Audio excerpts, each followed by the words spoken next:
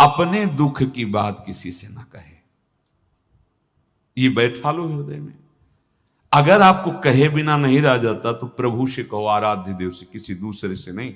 बने तो रघुबरते बने और बिगड़े तो भरपूर, उन्हीं से बात करो। नहीं सहा जा रहा, उन्हीं से बात। किसी और व्यक्ति, ये संतों के भी वचन, बड़े बड़े महापुरुषों के और भी हैं।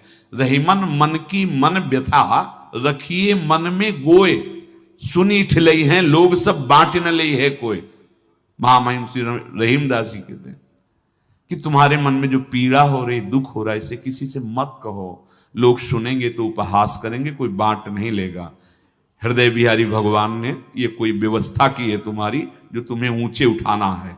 बिल्कुल सच्ची मानना, दुख आता ही ऊंचे उठाने के लिए, पर हम उसका सदुपयोग ना करके नीचे गिर जाते हैं। अगर सत्संग मिल जाए, साधु समागम मिल जाए, तो दुख और विपत्ति ऊंचे उठाने के लिए आती है, इस दुखालय संसार से मुक्त करने के लिए आती है। और किसी को दुखी देखकर बुराई मत करो। अपना दुख किसी से कहो मत, और किसी के दुख को देखकर बुराई मत करो। वो उधर से इधर ट्रांसफर हो जाएगा, नहीं। पर निंदा के कीत नहीं आवत कछु हाथ, मूर्ख पर्वत पाप को ले चल अपने साथ। बहुत होश में। पुण्य प्राप्त करना बहुत कठिन है, गंवाने में 1 सेकंड लगता है। दूसरे की निंदा करने से पाप आता है और अपने सुकृत नष्ट हो जाते हैं।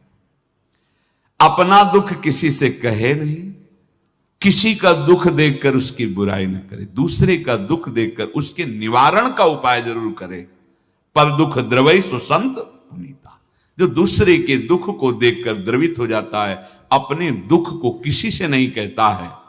और नित्यांतर मुख दृष्टि रेक, रसधी श्री राधिका कृष्णयो। धी माने बुद्धि। अब उसकी बुद्धि रस में डूबने के लिए व्याकुल है। कौन सा रस? महामाधुर्य रस, प्रिया प्रीतम का प्रेम रस। श्री वृंदावन मावसानि सकल प्राण्यैक सद्वल्लभ। वो समस्त प्राणियों में अपने वल्लभ आराध्य देव को देखता हुआ, प्रिया प्रीतम के प्रेम रस की प्राप्ति के लिए विकल होकर सब कुछ सहता हुआ, कुछ न कहता हुआ, दूसरों को सुख पहुंचाता हुआ, किसी भी द्वैत प्रपंच में कोई आस्था संबंध अपनापन नहीं, वो प्रेम को प्राप्त होता है। कैसा प्रेम का प्रभाव? कह रहे हैं, वाग गदगदा द्रवते यस्य चित्तम, रुदत्य भीक्षणम हसति क्वचिच्च, विलज्य उदगायति नृत्यते च, मद भक्ति युक्तो भुवनम पुनाति। भगवान के वचन है।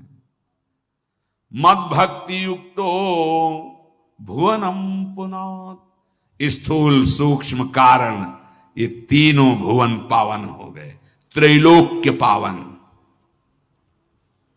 और इस भुवन के संपर्क में जो आ जाएगा वो पावन।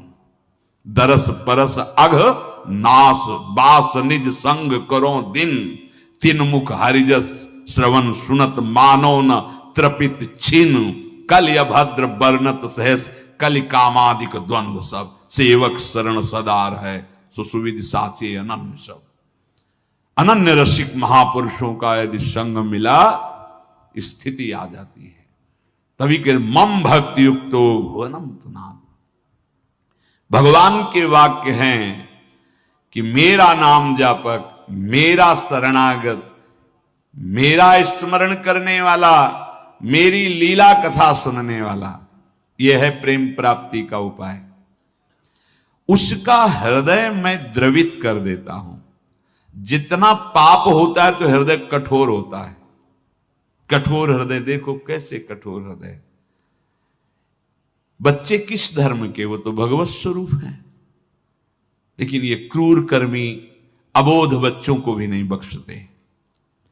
तभी हम कह रहे हैं कि बहुत सुधरने की जरूरत है। तुम्हारी धन संपत्ति, तुम्हारी डिग्रियां, तुम्हारे पद, तुम्हारे बड़े बड़े वैभव, ये तुम्हें सुखी नहीं कर सकते, ये समाज को सुखी नहीं कर सकते। समाज का सुख भगवान की शरणागति, भगवान नाम, तब तुम्हारी बुद्धि शुद्ध होगी तो ऐसे आचरण होंगे जिससे समाज सुखी होगा, तुम सुखी होगे। मम भक्ति युक्तो भुवनम पुनात्। समझ में नहीं, समझ में आ रहा है कि हम अपनी रक्षा कर लेंगे, बड़ी बड़ी ये सब संपत्तियां, वैभव। नहीं भाई, इनसे कुछ नहीं होने वाला, समझो। एक झटके में सब तुम्हारा हम मिट्टी में मिल जाएगा, धूल धूसरित हो जाएगा। ऐसे नीच कर्मों की बढ़ोतरी हो रही है। बहुत होश में, चाहे जो भी शरीर हो, ये केवल धर्म का पालन करते हुए भगवत प्राप्ति के लिए मिला है। और सच्ची मानो चारों तरफ हाहाकार है, वासनाओं का खेल, द्रोह का खेल। इसलिए बस शांत हो जाओ, एक एक सेकंड प्रियालाल में लगा दो, ये जीवन सार्थक कर लो। बिना भजन किए इन शास्त्रों का अर्थ समझ में नहीं आएगा, अर्थ लिखा होने पर भी दिशा नहीं समझ पाओगे। साथ कौन ऐसा आचार्य प्रकट हुआ, कौन ऐसा महापुरुष प्रकट हुआ, कौन ऐसी ग्रंथ की रचना हुई जिसमें हिंसा, व्यभिचार और ये करने पर भगवान प्रसन्न होते हैं? कौन ऐसा है? बहुत बहुत सावधान, बहुत सावधान। ये ऐसे माया दंभ करके, नाटक करके प्रपंच फैलाएगी कि सत्य मार्ग ढक जाएगा। जैसे जब कोहरा होता है तो गंगा किनारे का अनुभव है, पता ही नहीं चलता मैं किस मार्ग से आया हूं, किधर जाऊं। घंटों सर्दी में खड़े रहना पड़ता, थोड़ा प्रकाश हो तो दिशा तो पता चले। स्नान के बाद दिशा का ही पता नहीं चल रहा। ऐसे ही कोहरा माया का छा जाएगा, किधर भगवत मार्ग है, कहां से आए हैं, कहां जाना है, कुछ सूझेगा नहीं, बस मनमानी। जो भगवान का नाम जप करते हैं,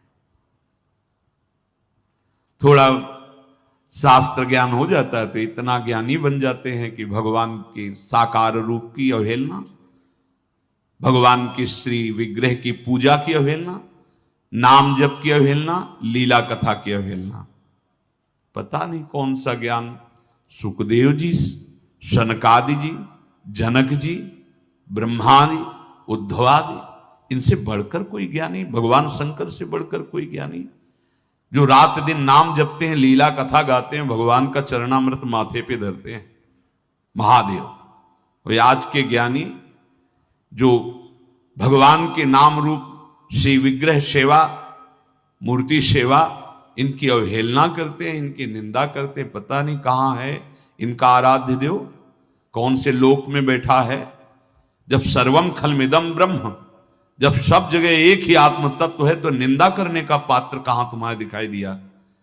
कौन सा ज्ञान तुम्हें अभी हुआ है? अगर साकार उपासक है तो निराकार की निंदा, निराकार उपासक है साकार की निंदा। क्या हो रहा है? क्या चल रहा है? चल क्या रहा है? अरे वही निराकार, वही साकार, वही विविध रूपों में, वही प्रपंच रूप में। वासना वासुदेवस्य वासितम भुवनत्रयम्। पता नहीं कौन सा ज्ञान प्राप्त हो गया जो निंदा स्तुति के चक्कर में उपासक फंस जाते हैं। बहुत सावधान।